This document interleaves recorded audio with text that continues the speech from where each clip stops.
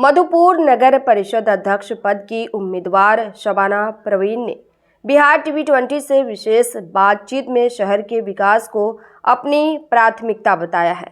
उन्होंने कहा कि अगर जनता उन्हें मौका देती है तो वो सबसे पहले साफ सफाई व्यवस्था, नालों की नियमित सफाई और जल निकासी की बेहतर व्यवस्था सुनिश्चित करेंगी। साथ ही पेयजल समस्या के अस्थायी समाधान पर काम किया जाएगा। शबाना परवीन ने सड़क, स्ट्रीट लाइट, स्वास्थ्य सुविधाओं, महिलाओं की सुरक्षा और युवाओं के रोजगार को भी अपनी प्राथमिकता में शामिल बताया। उन्होंने कहा कि उनका उद्देश्य राजनीति नहीं बल्कि सेवा और विकास के जरिए मधुपुर को नई पहचान दिलाना है। झारखंड से संवाददाता सद्दाम हुसैन की खास रिपोर्ट। आप देख रहे हैं बिहार टीवी20। मैं हूं सद्दाम हुसैन। इस वक्त मैं मधुपुर पहुंचा हूं। यहां नगर परिषद का इलेक्शन है। बहुत सारे प्रत्याशी मैदान में हैं। सब अपने अपने पक्ष में मतदाताओं को रिझाने के लिए बड़े बड़े वादे कर रहे हैं। उन्हीं में से मैं शबाना परवीन के पास पहुंचा हूं।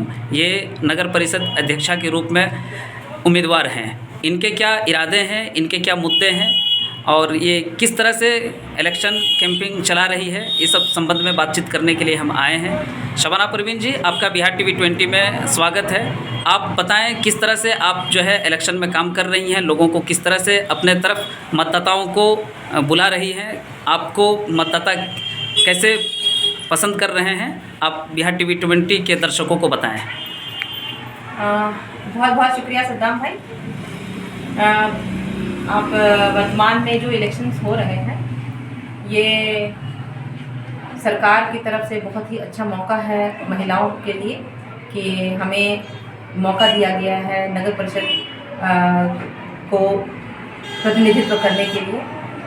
इसमें मेरा कहना होगा कि मैं चूँकि 15 साल लगातार 3 टर्म से मैं वार्ड पार्षद रही और उस हिसाब से मैंने वार्ड में जितने भी काम किए हैं, मेरे काम के बलबूते पर ही लोगों ने मुझे 3 बार वार्ड पार्षद बनाया है। उसे जिस तरह से मैंने अपने वार्ड में काम किया है, चाहे वो नाली की सफाई हो, चाहे वो कूड़े की प्रबंधन हो, चाहे वो कोई भी पेंशन योजना हो, आवास योजना हो, और इसके अलावा भी हट के मैंने वार्ड के अंदर मेडिकल सुविधा हो, बहुत सारे काम किए हैं। पानी की सुविधा हो, बिजली की सुविधा, लाइट लगवाने की सुविधा हो, मैंने जो भी काम किया है, लोग मुझसे काफ़ी खुश हैं वार्ड के लोग, तभी मुझे 3 बार उन्होंने जिता के मुझे वार्ड पार्षद बनाया है। तो मैं उसी हिसाब से मैं 2300 वार्ड में मेरा जो विज़न है, 2300 वार्ड को वार्ड नंबर 8 की तरह सजाना और सर्वांगीण विकास मेरा मुद्दा।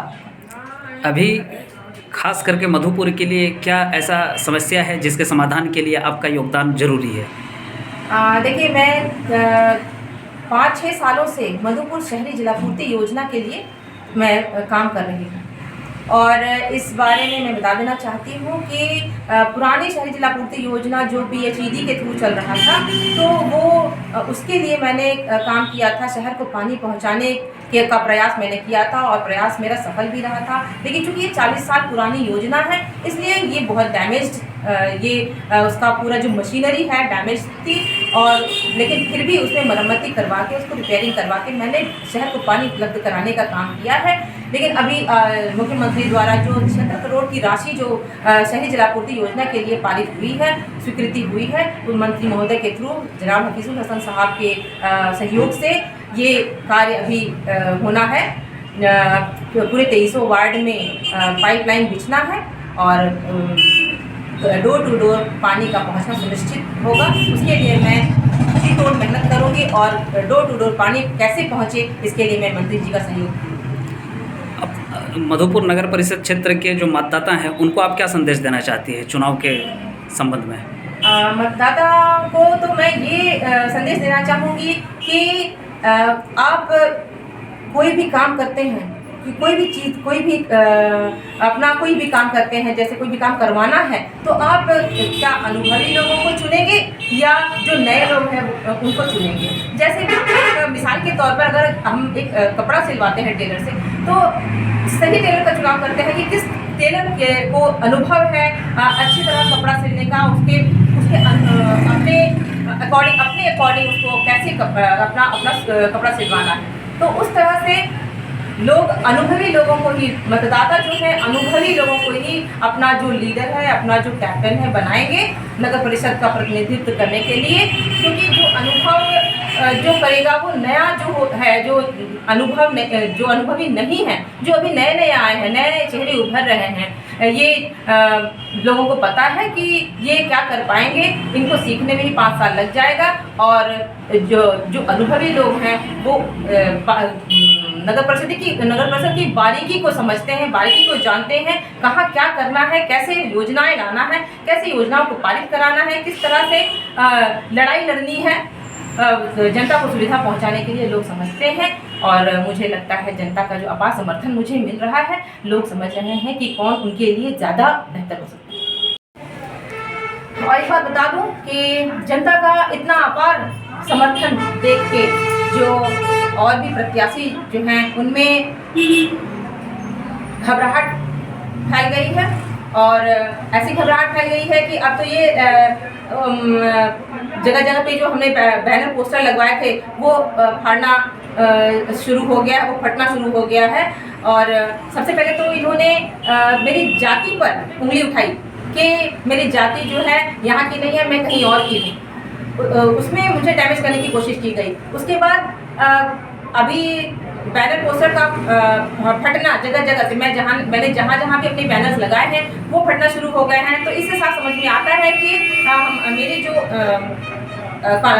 ये है मेरे खिलाफ जो है जो अन्य प्रत्याशी हैं उनमें कितना डर है, उनमें कितनी घबराहट है कि वो इस तरह से मुझे डराने का काम कर रहे हैं। और अभी आपको सुनने को मिलेगा कि मैं बहुत जल्द अपना विड्रॉ कर लूँगी, बैठ जाऊँगी मैं।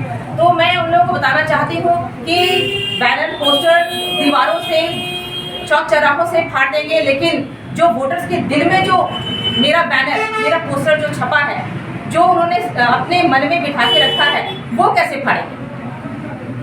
और मुझे जनता पे, मतदाता मालिकों पे पूरा भरोसा है कि मुझे अपार समर्थन, मुझे आशीर्वाद, दुआएं मिलेंगी और मैं पूरे दमखम के साथ मैदान में हूँ।